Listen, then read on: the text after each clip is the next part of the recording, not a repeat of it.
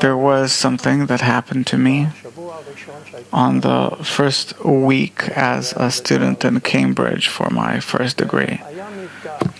And there was a meeting with all of the new students, and there was this priest who took us in, and he was probably up to date. He knew that I'm Jewish without me telling him that, which was something uncommon, that a Jew is in Cambridge, as it's rare. In the middle of the 60s, it wasn't that rare. It used to be very rare.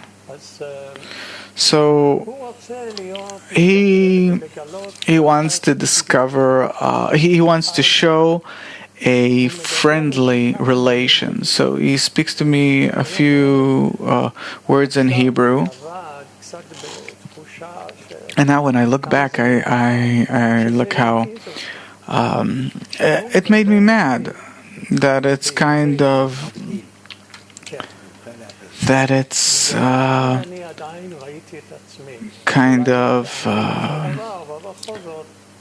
awkward that he spoke to me in Hebrew, because I felt myself English, so to speak.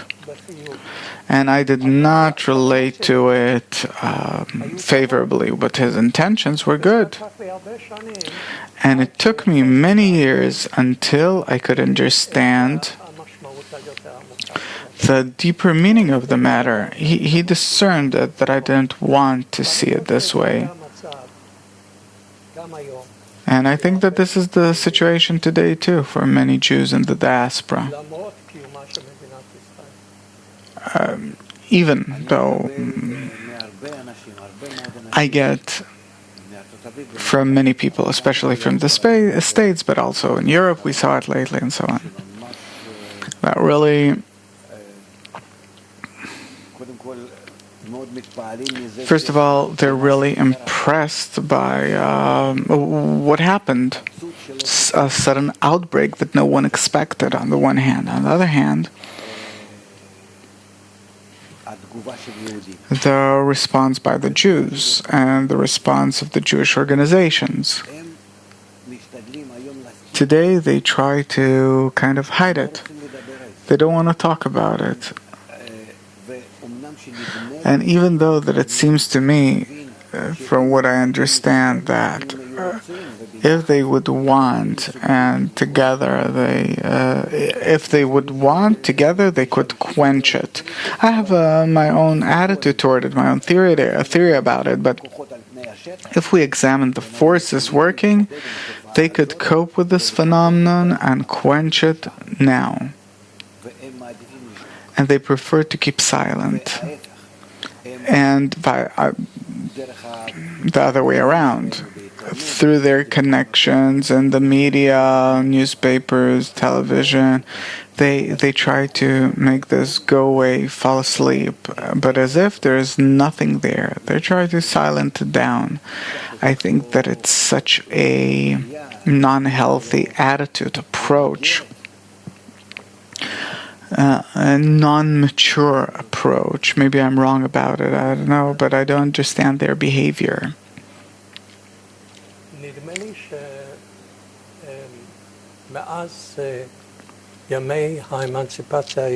I think that since the day of the Jewish emancipation times at the end of the 19th century in Europe, many Jews think and thought that the only way to cope with outbreaks of anti-Israelism and anti-Judaism is to lower the profile, to make as if everything's fine, keep quiet until things calm down, and show their connection to the place. What great patriots they are, Americans, Englishmen, French, whoever. And there were states where it truly worked. But when we look back, certainly to the times of the Holocaust, we see that all of this policy went bankrupt. It never helped any Jewish community. All of the attempts to show that we're more patriots than the locals, at the moment of truth, it didn't help. Just like it didn't help the Jews who became Christians during the times of Nazism and so on. The Nazis, they sent all Jews to the death camps, including those that turned to Christianity, that served in the First World War, that did a lot of good things for the country. It didn't help them. Despite all that, we see how hard it is to learn take a moral from history. There is always this tendency to think that won't happen to us. Our situation is stable. We're prosperous. Suppose the U.S., the Jews in the U.S., surely they think that. And we see that even though that compared to Europe, Judaism, anti-Semitism there is kind of low. But there's a lot, there are high tension at campuses, and it's not pleasant to be a Jewish student in certain universities in the U.S. From the moment that it comes up. There are great accusations that you're as if part of a genocide and so on. Even mad things go on. And there's a fear that if we're identified with Israel, especially the Israeli topic, it will help us. It will damage us. So there's one of the two. Either lower your profile, keep quiet, which never helps, because the more you run from it, from anti-Semitism, it prosecutes you even more.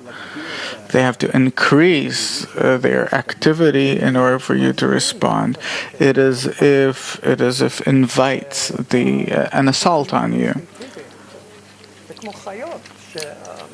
It's like animals that feel the fear of a person who's running away, and it doesn't help. Or there's a much more much sadder phenomena, which is the participation among the Jews, not only in criticism, but also in slandering Jews. They're the Jewish Jews that really ignite anti-Semitism. And that's called self-hate. They actually serve them, kind of. They're thinking that they're fighting for the truth and equality here and so on. Yeah.